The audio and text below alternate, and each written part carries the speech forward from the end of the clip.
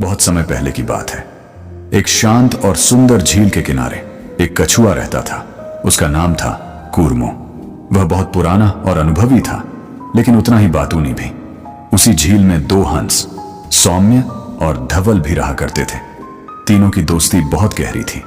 वे रोज मिलते, बातें करते, हंसते खेलते और जीवन का आनंद लेते। एक बार गर्मी का मौसम कुछ ज्यादा ही लंबा और कठोर हो गया। झील का पानी दिन ब दिन सूखने लगा। सारी मछलियां परेशान थीं।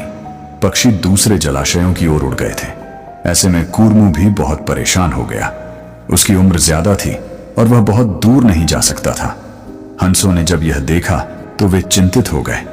उन्होंने कूर्मो से कहा, मित्र, हमें कुछ करना होगा। ये झील ज्यादा दिन तक नहीं टिकेगी। कूर्मो ने भारी मन से कहा, मैं जानता हूं, लेकिन मैं उड़ नहीं सकता।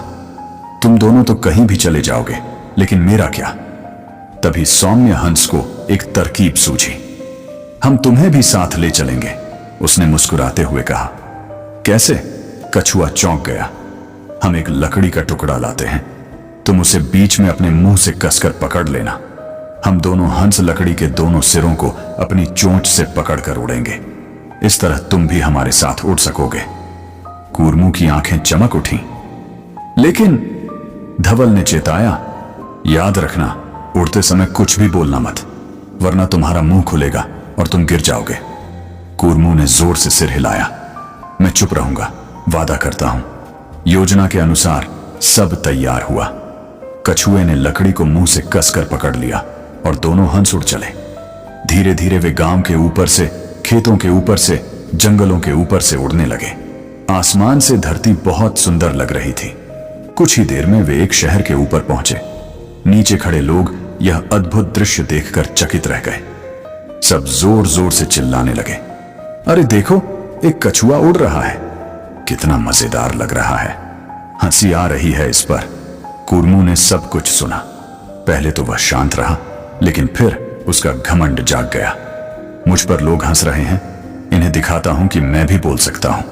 उसने अपना मुंह खोला और कहा, तुम्हें क्या लगता है यह आसान है? लेकिन उसके मुंह से लकड़ी छूट गई। वो तेजी से नीचे गिरा और धड़ाम, सब लोग सन्न रह गए। कूर्मो धरती पर गिरते ही मर गया। सौम्य और धवल नीचे नहीं आ सके।